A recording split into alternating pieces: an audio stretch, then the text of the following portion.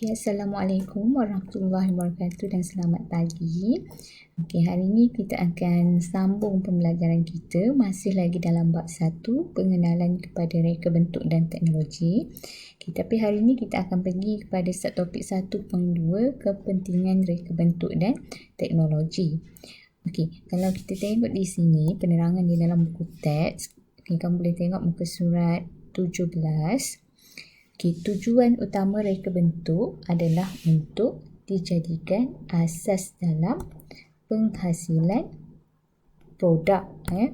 Asas dalam penghasilan produk. Okay. Okay, produk sebenar yang bermanfaat untuk kehidupan manusia.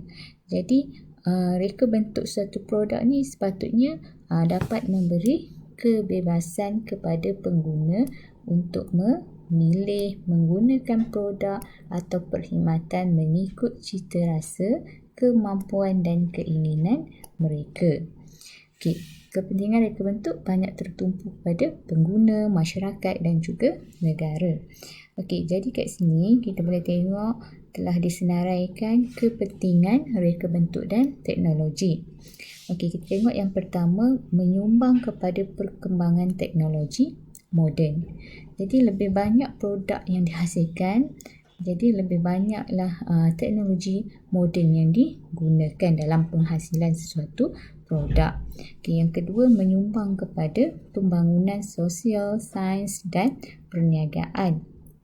Okay, sebab kita menghasilkan produk tu untuk memenuhi keperluan dan kehendak pengguna. Ya, bukannya kita nak pakai sendiri je, kita nak jual kepada orang lain supaya orang lain dapat manfaat daripada penggunaan produk itu tadi.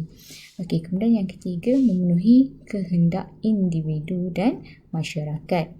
Okey, yang keempat, memudahkan urusan kerja melalui pengubahsuaian. Lagi satu, sebab kita menggunakan teknologi, jadi lebih memudahkan urusan kerja. Okay, kemudian seterusnya, memupuk nilai invensi, inovasi dan kreatif. Okay, yang ni kita akan tengok nanti di bahagian akhir nanti ada penerangan berkenaan dengan invensi, inovasi. Okey, kemudian membuka laluan kerjaya dan pekerjaan. Okey, ini adalah kepentingan reka bentuk dan teknologi. Okey, kemudian kita tengok reka bentuk dan teknologi ni banyak digunakan dalam bidang dan sektor apa. Okey, kita tengok yang pertama, dalam bidang industri. Okey, teknologi ni banyak digunakan dalam industri keuangan, mesin, pembinaan, penghilangan dan perlombongan. Maknanya mungkin sebahagian daripada peralatan dan mesin tu dicipta melalui proses reka bentuk dan teknologi. Okay, kemudian kejuruteraan, termasuklah bangunan, penjagaan alam sekitar, kejuruteraan awam, bahan, biokimia, bioperubatan, elektrik, elektronik dan sebagainya. Okay, kemudian dalam bidang kesihatan dan keselamatan,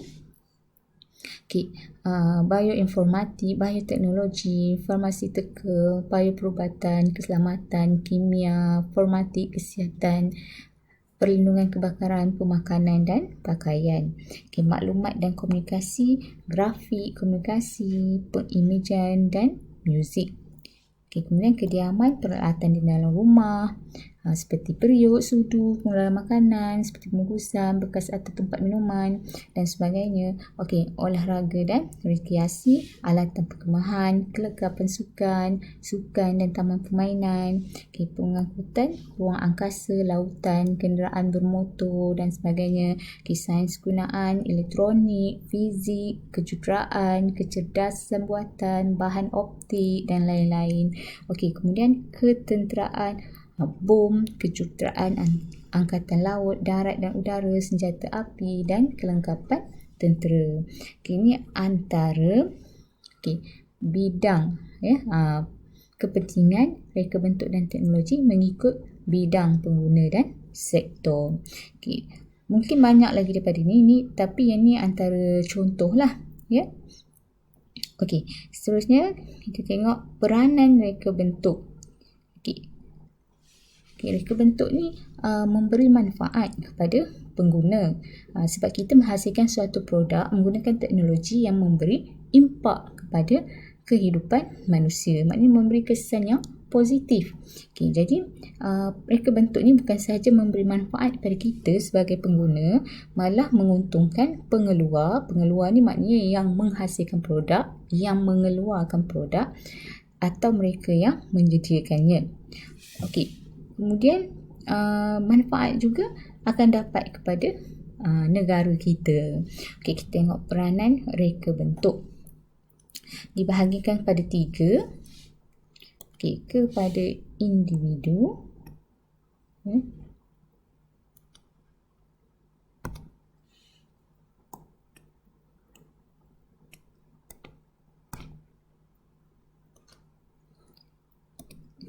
individu, masyarakat, pengeluar dan negara.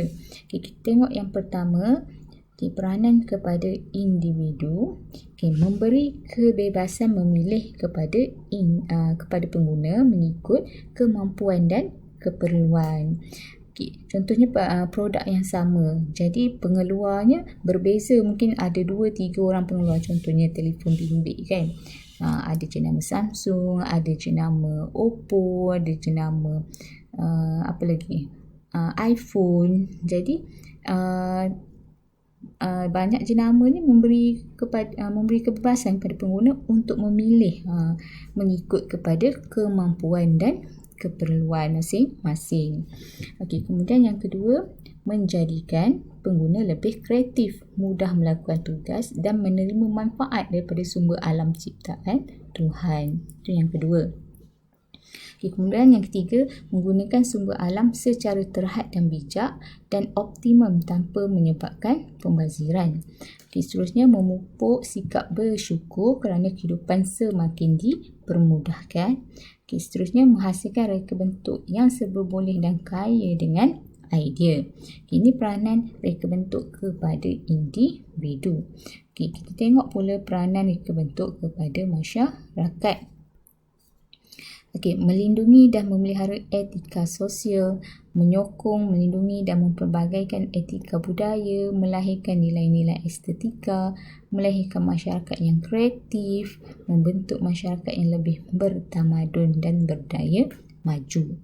Kita tengok pula kepentingan reka bentuk ataupun peranan reka bentuk kepada pengeluar dan negara.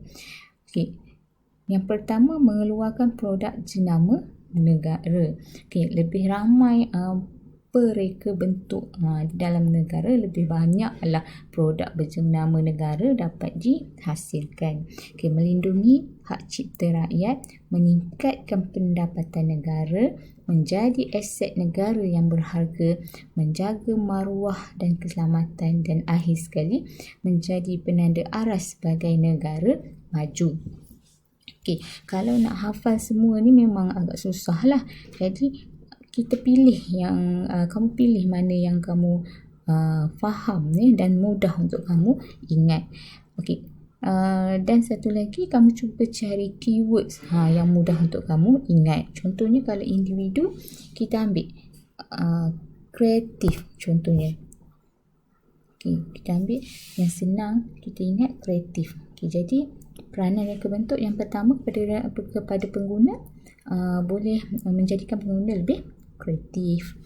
Kemudian memupuk sikap bersyukur, itu yang kedua.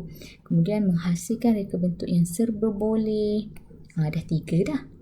Dan satu lagi, kalau kita nak ambil satu lagi, memberi kebebasan memilih. Dah 4. Kita boleh hafal dengan senang. Memberi kebebasan memilih, menjadikan pengguna lebih kreatif, memupuk sikap bersyukur, menghasilkan reka bentuk yang serba boleh. Kalau masyarakat pula kita ambil, kalau individu tadi ada kreatif, masyarakat pun ada kreatif juga, melahirkan masyarakat yang kreatif, membentuk masyarakat yang bertamadun, berdaya maju. Itu yang mudah untuk kita ingat lah dan faham. Kalau kepada negara pula, mengeluarkan produk berjenama negara. produk Malaysia. Lepas tu meningkatkan pendapatan negara. Sebab kalau kita jual ataupun kita eksport ke negara luar, jadi negara kita pun akan dapat hasil pendapatan. Okey, dan satu lagi kita boleh ambil menjadi aset berharga, menjadi aset negara yang berharga. Okey, ataupun menjaga maruah dan keselamatan negara.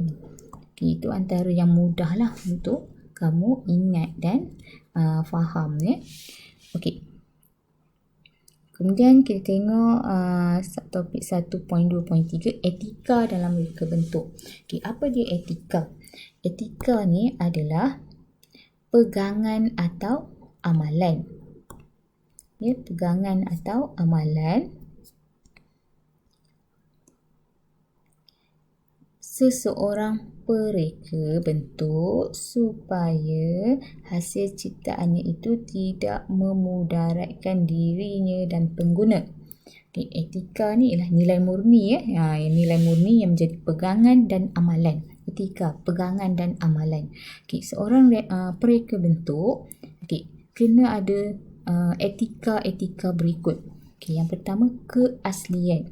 Okay, asli maknanya produk yang dihasilkan dengan usaha sendiri, bukan memplagiat atau meniru hasil kerja orang lain. Plagiat ni maknanya tiru lah. Ambil idea orang lain, jadikan idea sendiri. Tak boleh macam tu ya.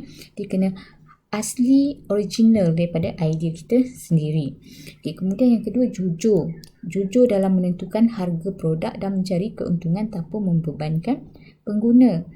Okay, maknanya produk yang kita hasilkan tu kita letakkan harga yang berpatutan lah, yang sepadan. Bukannya kita nak mencari keuntungan semata-mata ya. Kita letakkan harga tanpa membebankan pengguna. Okey, kemudian yang ketiga, bermanfaat. Okey, produk yang dihasilkan memberi manfaat kepada pengguna. Okey, yang keempat, mesra alam sekitar. Okey, menggunakan sumber semula jadi tanpa menjejaskan alam sekitar. Okey, gunakan alat atau bahan yang boleh dikitah semula, itu lebih baiklah. Okey, yang kelima, selamat digunakan. Menghasilkan produk yang selamat diguna dan tidak memberi kesan sampingan. Okey, tengok contoh kat sini, jaket digunakan untuk melindungi pengguna, namun sekiranya tanpa pemantul cahaya tidak sesuai digunakan pada waktu malam. Contoh jaket hitam ni, kalau pakai waktu malam, orang lain tak nampak. Jadi lebih baik kita gunakan jaket yang ada pemantul cahaya, sesuai digunakan pada waktu malam. Okey, jadi kita berhenti setakat di sini. Nanti next class kita akan sambung kerjaya dalam bidang reka bentuk dan teknologi. Kita boleh tengoklah apa kerjaya yang ada kaitannya dengan reka bentuk dan teknologi. Okey, cikgu harap kamu faham dengan penerangan cikgu. Kalau ada sebarang masalah, jangan malu, jangan segan, boleh PM cikgu, boleh tanya apa-apa kemusykilan berkaitan dengan pembelajaran kita. Okay, cikgu harap kamu seronok belajar RBT. Okay, ini baru pengenalannya, banyak lagi yang kita akan belajar selepas ni. Okay, jadi kita berhenti setakat ini. Okay, Assalamualaikum warahmatullahi wabarakatuh.